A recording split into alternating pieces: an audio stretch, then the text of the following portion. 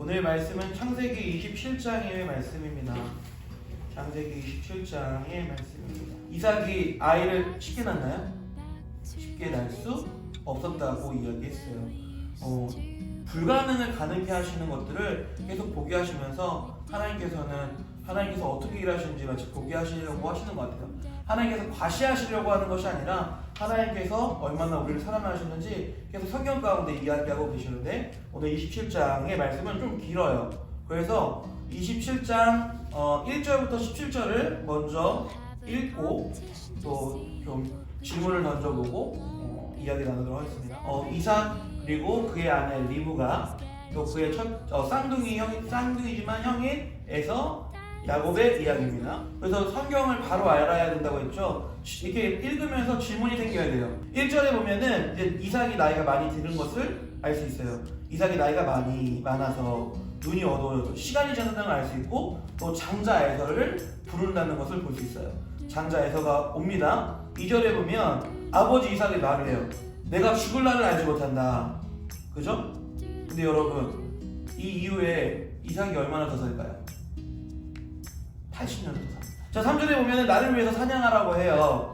어떻게 보면 이 부분에 대해서 사실은 그래서 죽을 날이 더 오래 스스로도 죽을 날을 알지 못하는데 그냥 느낌적으로 내가 죽을 것 같아서 에서의 별미를 먹고 축복해줘야지. 근데 여기에 방점이 축복보다는, 에서를 위한 축복보다는 이삭이 별미를 먹고 싶지 않았는가?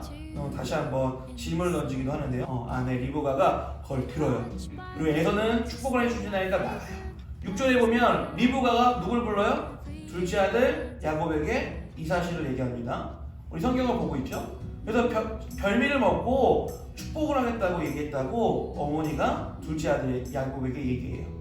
그래서 리브가가 이렇게 얘기하죠. 8절에 야곱에게 내 말 들어. 그래서 9절에 가가지고 염소떼에 가가지고 좋은 거 2마리를 내게 가져와. 내가 아빠 좋아하는 별미를 만들어줄게. 10절에 뭐라고 합니까? 네가 그거 아빠한테 가져가가지고 아빠 죽기 전에 널 축복하게. 누구를요? 에서를요? 야곱 너를 축복하게 지시라고 해라. 자, 아버지 이삭은 누굴 축복한다고 하죠? 에서를 축복한다고 하죠. 근데 그 얘기를 듣고 리브가는 누구를 축복하게 하죠? 야곱을 축복하게 하는 거죠. 11절에 한번 보세요. 야곱이 엄마에게 이렇게 얘기해요. 형은 털이 많고 나는 매끈매끈한 사람이에요. 근데 저는 이 부분에서 이렇게 생각했어요. 야곱이 형의 축복을 빼앗는다는 얘기를 듣고 어머니 그런 건 있을 수 없는 일이잖아, 이렇게 얘기 안 하죠. 저 매끈매끈하고 형은 털이 복수복수하는데 어떻게 해요? 그랬더니 그것은 엄마의 제안이 실시만은 않는 것으로 보는 거죠. 그러니까 앞서 이야기 우리가 읽진 않았지만 되게 유명한 사건이죠. 팥죽을 판 사건. 팥죽으로 형의 장자권을 빼앗으려고 했던 야곱의 의도가 굉장히 오랫동안 간직되어 왔고, 그것이 진짜라는 것을, 참인 것을 알 수 있어요. 자, 12절에 아버지가 나를 만질 거고 복은커녕 저주받을 거예요. 그러니까 리브가 뭐라고 하죠? 13절에 네 저주 내가 받을게. 만들어. 일단 별미를 만들자. 그래서 14절에 야곱이 그 염소새끼 2마리를 끌어다 주고 엄마 리브가는 아버지가 좋아하는 별미를 만듭니다. 15절에 보면은 리브가가 집에 있는 또 에서의 좋은 옷까지 야곱에게 입혀요. 16절에 보면 또 염소새끼의 가죽을 벗겨가지고 야곱의 손과 목에 붙여줬어요. 17절을 한번 읽어볼게요. 시작. 자기가 만든 별미와 떡을 자기 아들 야곱의 손에 주었죠. 어때요, 여러분?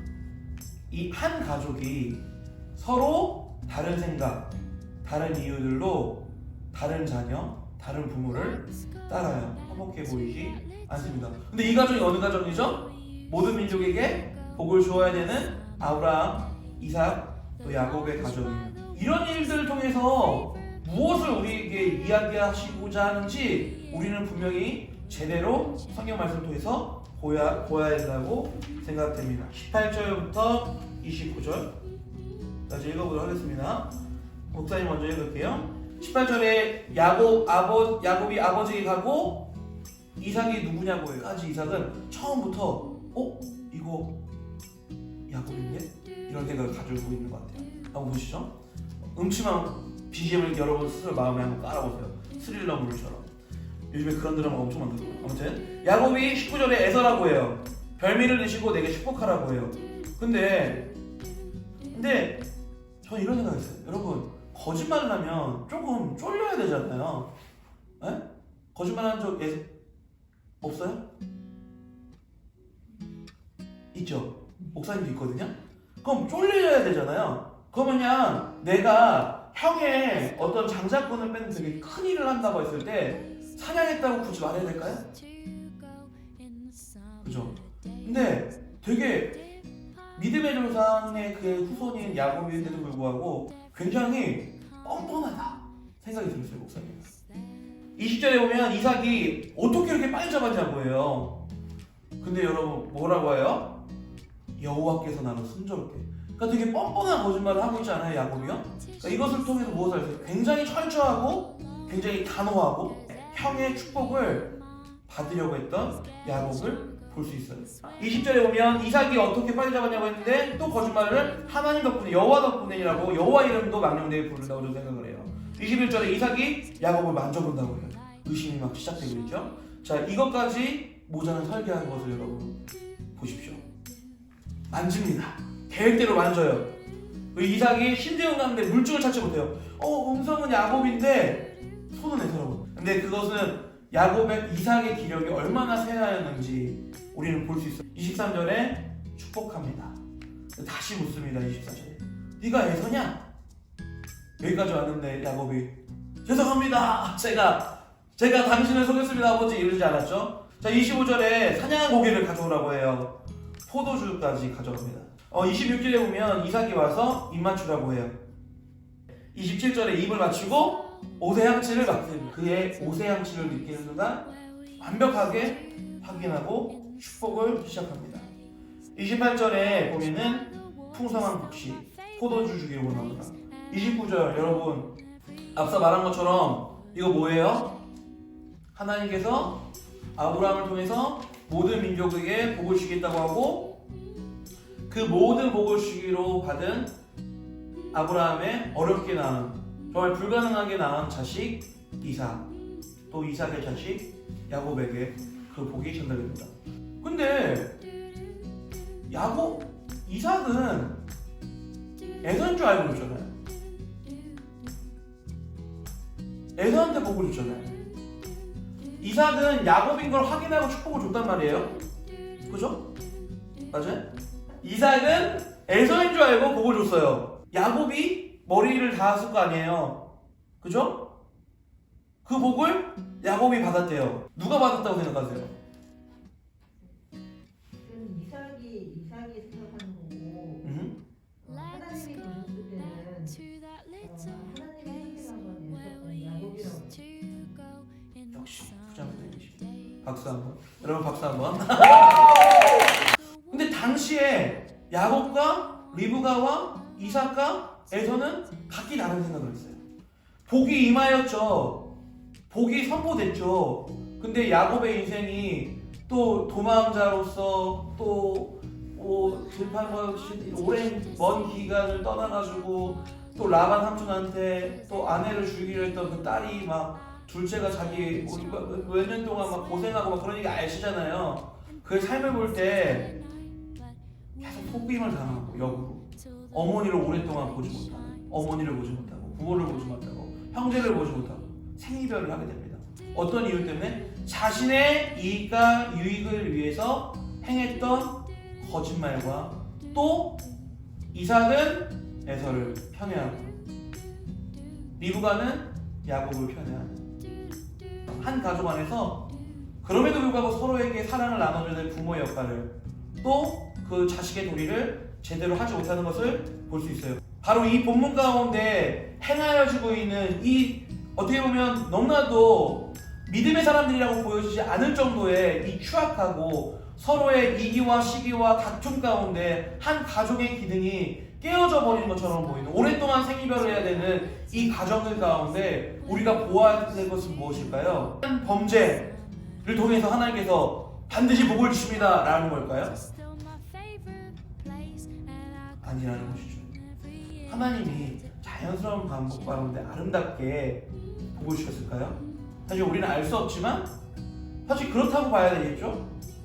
치열하게 내 의도대로 내가 저렇게 해야지, 내가 저렇게 계획해야지, 저 복을 내가 찾을 수 있어, 내가 뺏을 수 있어. 원래 하나님의 의도대로 사실 이삭이 야곱이 태어났을 때 어떻게 하죠? 이미 얘기를 하셔요. 작은 자가 큰 자가 되겠고 큰 자가 작은 자를 섬기겠다고 하나님께서는 리브가에게 얘기를 해요. 그런데 그것이 당연하기 때문에 당연한 줄 알았는데 환경 가운데 그렇게 보이지 않는 거야. 에서가 복을 받을 것 같아. 내형 에서가 복을 받을 것 같아.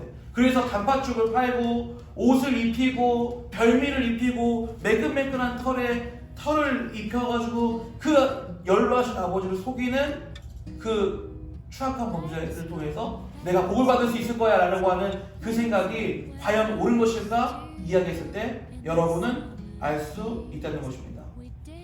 하나님께서는 내가 원하는 대로 내 유익과 내 만족을 위해서 하나님 내 기도를 들어주십시오, 내게 축복하여 주십시오 라고 할 때 들어주신 분일까요?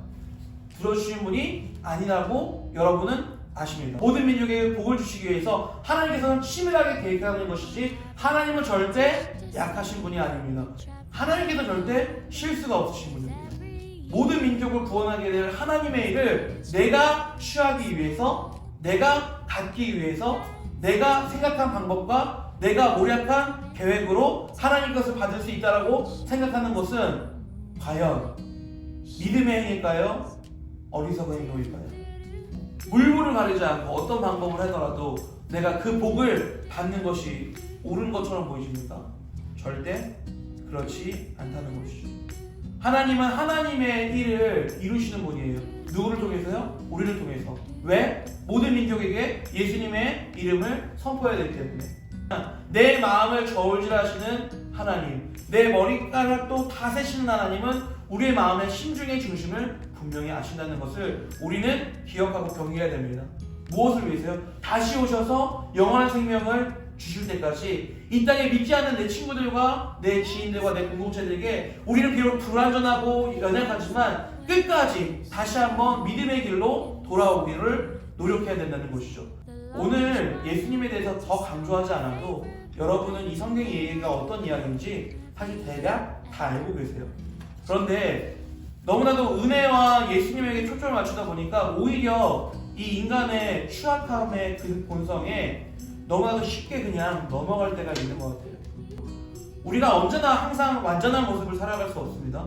불완전한 모습을 보일지라도 그 있는 모습 그대로 내가 주님 앞에 드릴 때 하나님은 그때 비로소 내 연약함을 드러낼 때 그래 괜찮아, 네가 이 제목처럼 사기꾼이어도 괜찮아, 다독이시면서 내 길을 온전하게 갈 수 있도록 바른 방향으로 인도하시는 분이지 나는 사기꾼이어도 괜찮아, 이런 일을 해도 괜찮아, 나는 복을 받을 거야 라고 뻣뻣하게 혹은 냉혹하게